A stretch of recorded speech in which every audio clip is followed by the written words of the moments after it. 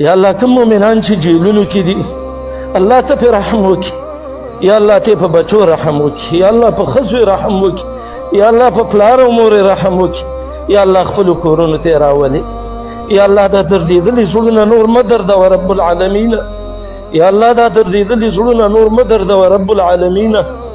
یا الله د دنیا په کم ګوټ کې چې کم کافر په مؤمن ظلم کوي الله تباه و بربادي کړي. الله ستا د قدرت نښې موږ ته پکې وښیې رب العالمین.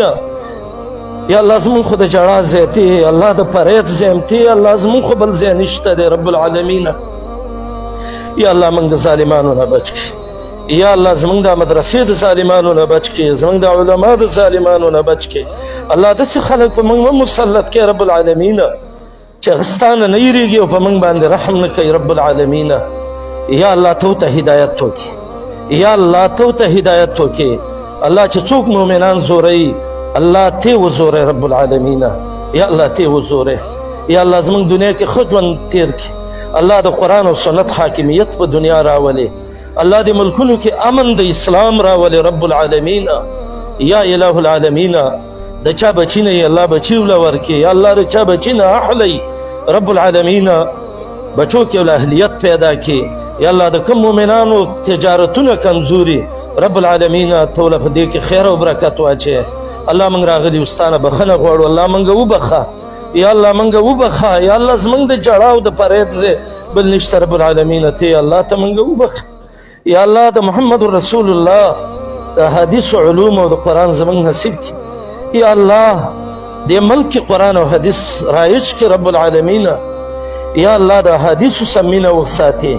یا الله رب العالمین هغه صحیح عقیده چې تا ته پې سړی در رسي الله زموږ یې نصیب کړي، زموږ استقامت پکې نصیب کړي. الہ العالمین ته زموږ د ټولو نه راضي شي. الله کوم ملګري چې نن راغلي دي الله سبحانه وتعالی د دوی د جهود قبول کړي، الله په خیر خپلو کورونو ته ورسوي. الله د فتنو وخت دی. یا الہ العالمین ډېر دجالان او وسواس خلک دي رب العالمین چې هغه اتباع الشیطان دي، الله موږ ته وساتي، الله موږ ته بچ کړي رب العالمین. الله چې څوک پورې زموږ ژوند کې خیر ستا د کتاب او ستا د نبي د احادیثو په خدمت کې الله موږ وچلوي.